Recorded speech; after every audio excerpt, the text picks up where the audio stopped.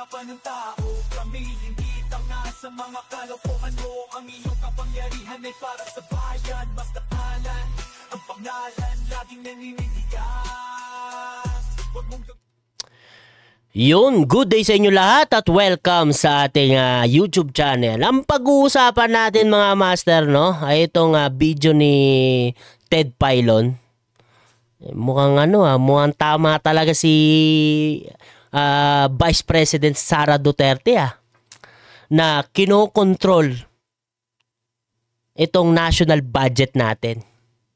Pero may mali din siya. Kasi parang hindi dalawa. Parang hindi dalawa lang ang kumokontrol. Marami sila. Anyway mga master, simulan na natin to. Pero bago tayo magsimula, syempre, shoutout sa inyo lahat. At panoorin na natin tong video ni Ted Filon.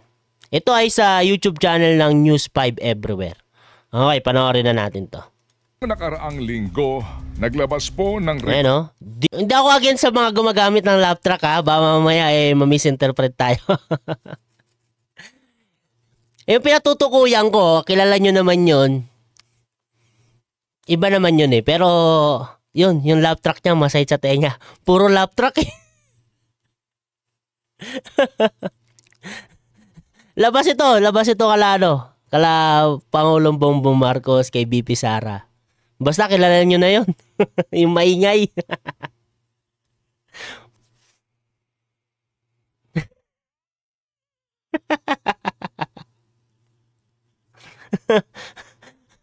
Ibig sabihin lang nito, may ibang gumagawa na hindi nila alam lahat. Lahat sila dyan. May mga ibang kongresista na ang ginagawa, inililipat tuloy yung mga importanteng programa or proyekto ng gobyerno doon sa mga hindi na importante. Tapos ang laki ng budget. Saan mapupunta yung budget nun?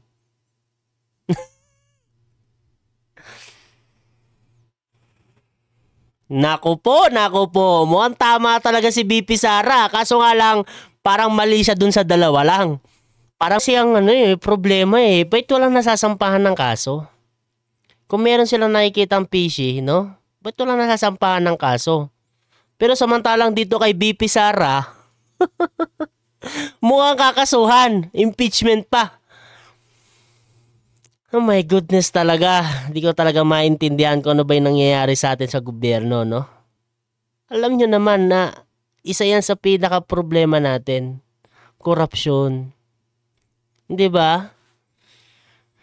Diyan tayo nalulugi sa korupsyon Kaya dapat kung meron kayong nakikita na anomalya, dapat makasuhan na agad. Agad-agad.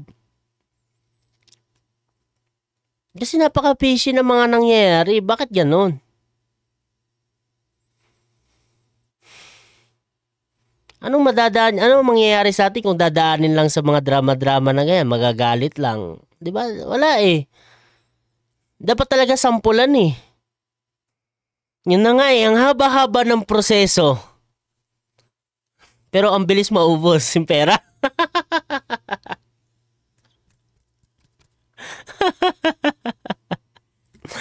Ang haba-haba ng proseso. Pero ang bilis maubos ang pera. Di ba?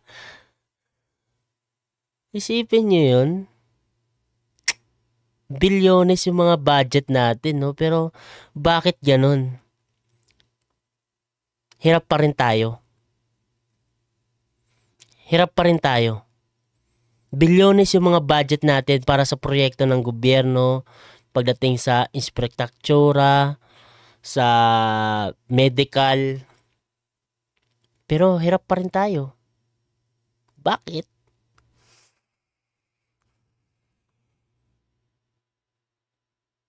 Ang inaalala ko, hindi kaya copyrighted to. Ang daming sound effects Hindi, joke lang. Okay lang yan kung makapiright tayo, di ba? Okay lang yan. Wag lang yung tag nito, strike. Di ba? Wag lang yun. Okay lang i-copyright tayo. Di ba? Sir Ted, okay lang yung copyrighted, wag lang i-strike Pero grabe, no? Ganun pala yung nangyayari.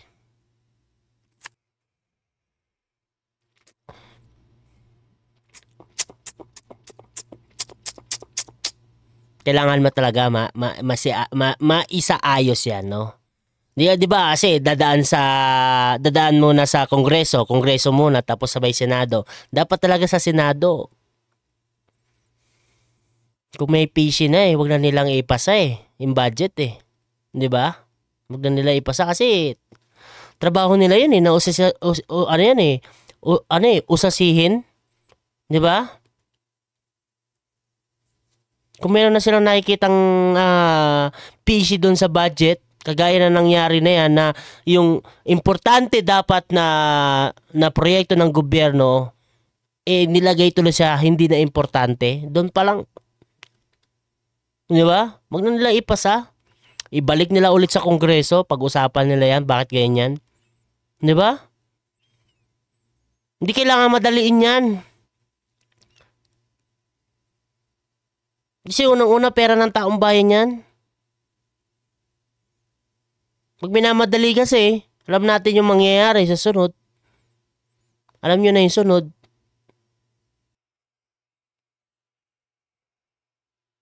Tapos ang nangyayari pa, pumapasa naman din.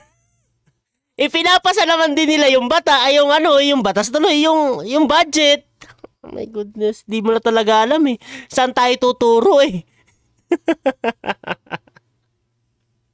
Sino may kasalanan? No, di ba? Ganun My goodness.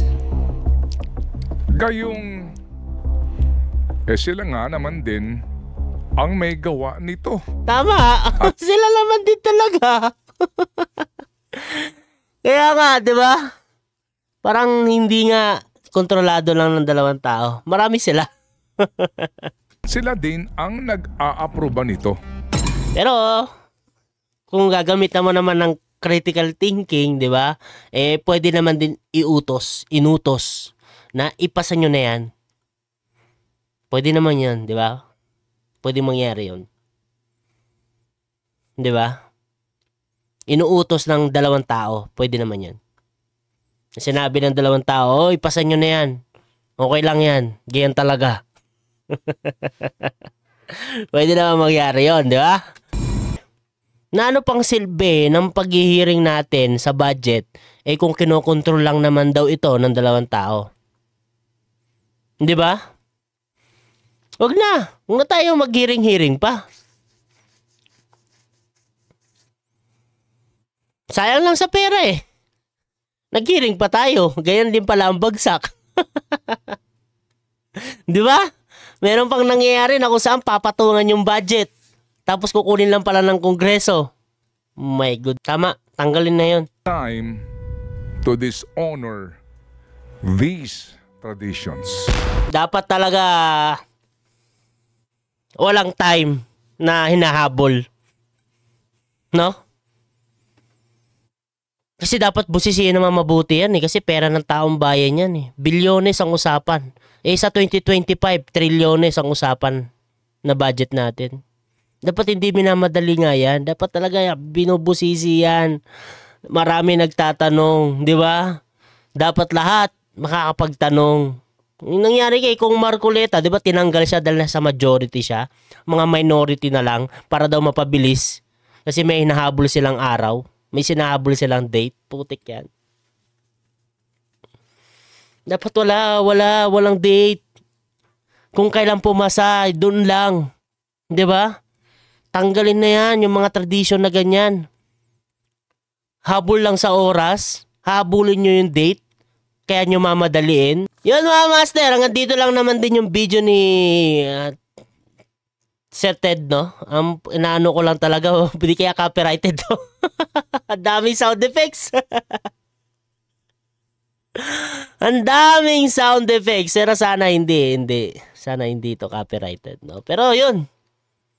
Anong masasabi nyo sa nangyayari sa Kongreso at sa Senado? At yung sinasabi ni BP Sara na kinokontrol lang ng dalawang tao ang budget natin sa gobyerno. Mukhang hindi lang. Marami sila. Pero parang tama yung sinasabi ni BP Sara na meron talagang kumukontrol nito. Di ba? Pero, innocent until proven guilty. Kaso nga lang, paano natin malalaman, wala naman nakakasuhan. Si BP Sara pa lang ata. Oh my goodness talaga. Anyway mga master, agad dito na lang tayo at maraming salamat sa pagsama sa ating video. No? Ingat kayo palagi. God bless you po sa inyong lahat. Paalam po. Huwag mong gamitin kahirapan ng tao. Kami hindi tanga sa mga kalokohan mo. Ang iyong kapangyarihan ay para sa bayan. Basta alan, ang pangalan laging naninindigan.